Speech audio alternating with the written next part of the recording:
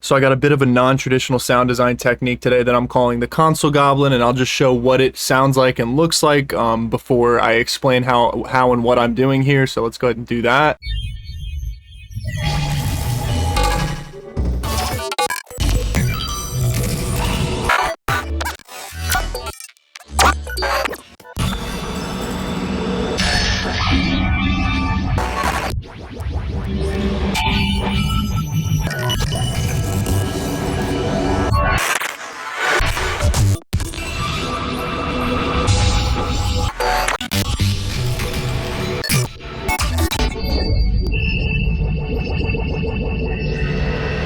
And so to kind of break down what was happening there, I have this input that is just a granulizer, and I'll put a video up right now showing the full tutorial on how to do this, but it's a granulizer that's just making random sounds basically. This is with no post effects.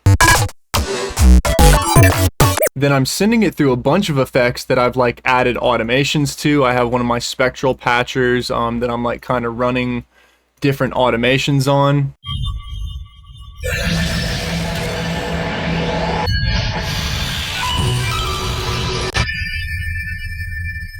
And also a couple different effects here that I'm also running some different automations on.